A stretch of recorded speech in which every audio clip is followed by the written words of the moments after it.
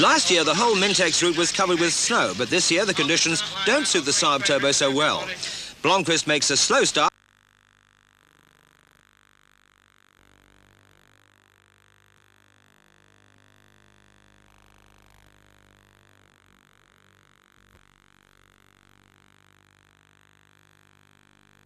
This win in Sweden lifts Kulang to the head of the World Rally Championship for drivers. Winner of the 1979 Mintex, Stig Blomqvist has returned to defend his title, and carrying number 1 is flagged away from the Newcastle upon Tyne start. Last year the whole Mintex route was covered with snow, but this year the conditions don't suit the Saab Turbo so well. Blomqvist makes a slow start and can only manage 6th fastest on the first of the 50 stages. But there is still a long way to go, and the Swede is a determined driver.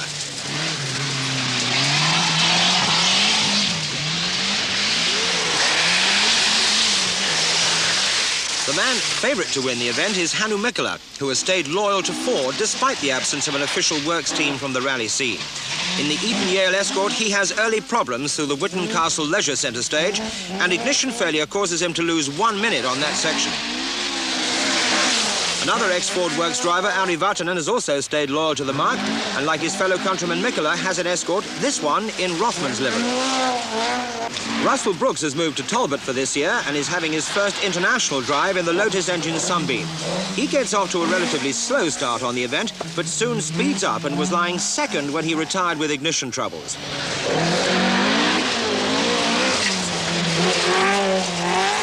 Ex-Ford stalwart Roger Clark is giving his V8 engine Triumph TR7 its first forest outing. Young Malcolm Wilson has stayed faithful to Escorts and is again displaying his own particular brand of fast driving. Teammate to Wilson last year was Finn Henry Toivonen, but who, like Brooks this year, has changed to the latest rally offering from Talbot. Toivonen already has 1 win under his belt in his home country's Arctic Rally and has a busy programme ahead of him, including several World Championship rallies. Top Scottish driver Jimmy McRae leads the Vauxhall team in his Chevette. Toyota have made a return to the British rally scene, and the man chosen to spearhead their attack is New Zealander Alan Carter. Carter has more than proved his ability since coming to live in this country by winning the Group 1 section of last year's Sedan Championship. He now has to get used to the much more powerful Group 4 Celica. Andy Dawson is setting a fair pace in his Datsun Violet. So far, the sensation of the rally is Willie Rutherford, already in the top 3 after only 5 stages. Great things were expected from current World Championship leader Anders Kulang in the brand new Opel Ascona 400. He set the early pace by beating Mikkola by 3 seconds on the first stage, but disaster strikes on the second and he coasts through to retirement.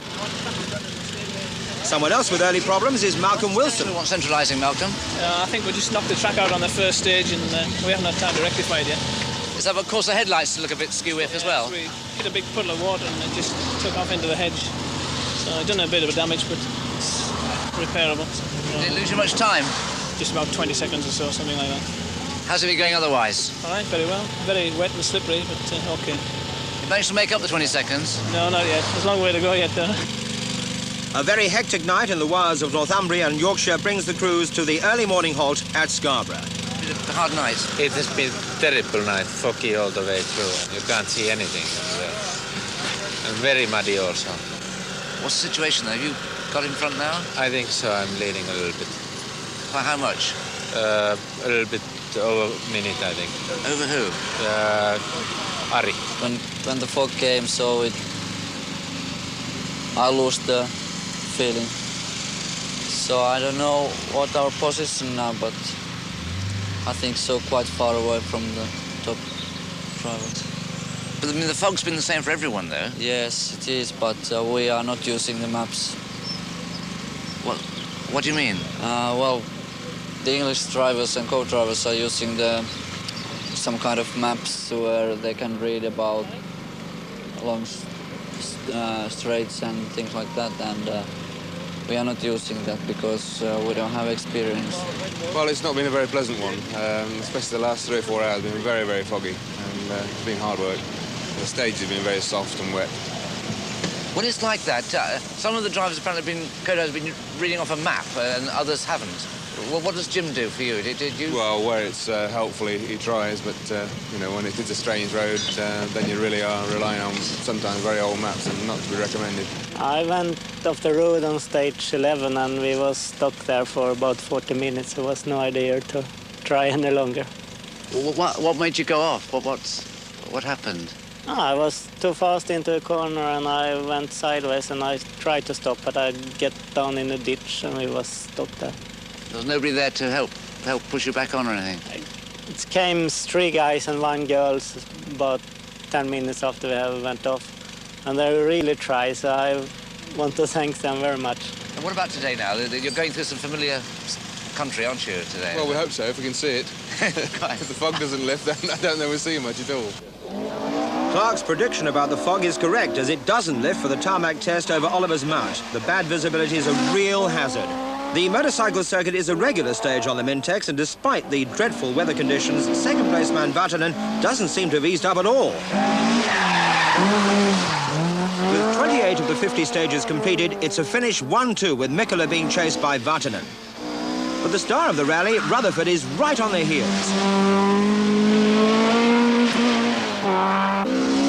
McRae has been working hard all night and has got the Chevette up to 5th place. Fastest over Oliver's Mount is Toivonen, but just 3 stages later he is to retire. Carter soon comes to terms with his Toyota and is driving a sensible rally, in 7th spot at Scarborough. The Clark TR7 is lying 11th and soon to retire.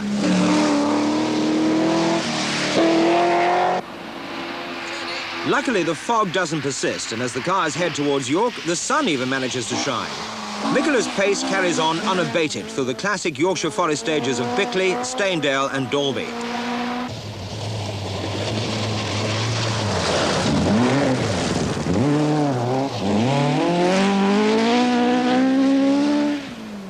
Vatanen is chasing but making no impression on the leader.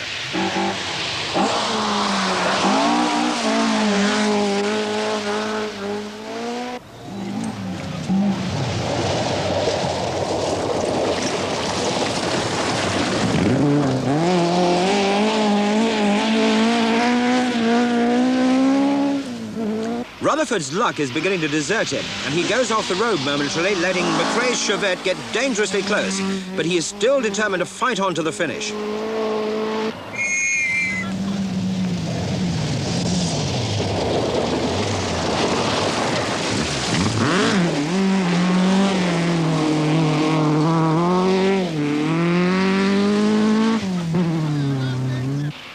With the changing fortunes and the narrow gap of just a few seconds between him and Rutherford, McRae has now got the bit between his teeth.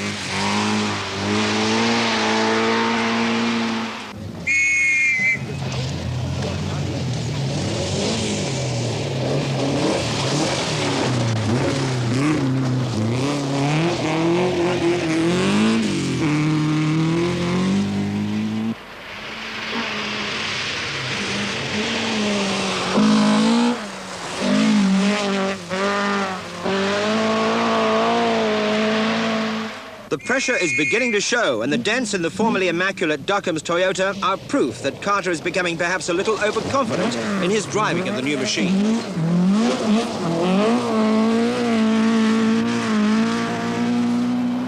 Got a little bit wide coming around the corner and hit a bank with the tail and it pulled the nose in and we went off and landed on a pile of logs. It actually looks a lot worse than what it is. There's no mechanical damage, but we were stuck there for something over 2 minutes, which is a bit important at this stage. But I don't know whether the car had something wrong with the back of it because it was started to handle funny before we went off. So we're going to check it now and just see. So I don't know whether I get all the credit for it or not. It is. It's very, very slippery and muddy. So our cars are understeering very badly. It's hard work. Is there anything you can do to stop it? No, you know, it's just this weather, you know, this roads. When it's raining here, it's so muddy. Do you know how far behind Hanno you are? No, 1.5 minutes at least. Are you just maintaining that gap? Yeah, just about, yeah. Yes. Well, when Hanno doesn't take it seriously, then we can maintain the gap here. Do you think he is not taking it seriously at the moment, then, you mean? Well, and when he takes it seriously, you know, then he pulls away. Put it up to 10. It's just so good. We intended to start very fast. We had a lot of problems getting the car ready, and as a result, I didn't drive it until I took it down to scrutineering, and that sort of dampened us a bit. We decided we weren't going to start as fast as we intended to, but we went quick enough. And what was the ploy then to start? Why to start quickly? Just we're near home sort of thing, and just to have a real go in front of the home crowd. It's amazing what it does from around. Also, it's a lot cheaper to get the car back to base after you have the accident. Now, do you know, in fact, where you're lying at the moment? Third at the moment. Yeah. How far behind the leaders? I don't know. Well, our job now is just to keep the ones behind us at bay, really. We look like having a tussle with Henry Toivonen, but he's decided to sling the towel in and park it on the side of the road somewhere. Well, what happened, do you know, to him? Yes. What? He failed to negotiate a ban, shall I say. Victory is in sight as Mikkola expertly guides his escort through the first of the 9 stages in the Dolby Forest. Vartanen is hanging on in second, and with the two Finns rallying in perfect symmetry with each other. McRae has now got past the Rutherford escort into third place with a determined drive. Ex-Opel driver Tim Bryce now makes his move and is up to 4th place in his new escort. Dawson's Group 2 opposition in the form of Blomqvist's Saab and Toivonen's Talbot have disappeared, and he's more than happy with his 5th place overall.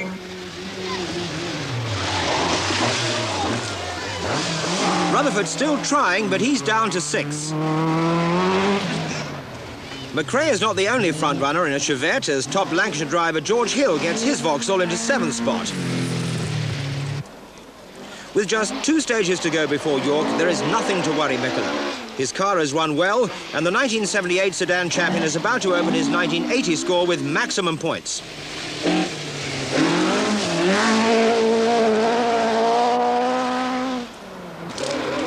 Vartanen won the Mintex in 1977, but with Mikkola putting on one of his usual immaculate displays of driving, there is nothing he can do but accept 2nd spot gracefully. 3rd goes to McRae, who is looking forward to the 2nd round of the championship, the Circuit of Ireland, where the entire route is on his favourite tarmac as against the clogging mud of the Yorkshire forests.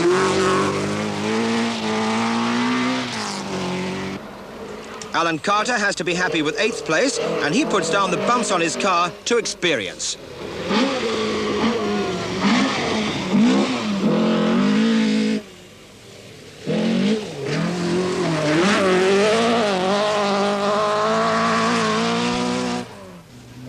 For Rutherford, it's the end of a dream drive. He has proved his point that in a competitive car, he can drive very quickly, and he finishes in 6th place. To be presented with the Mintex trophy by the chairman of Mintex Trophy, going just right in by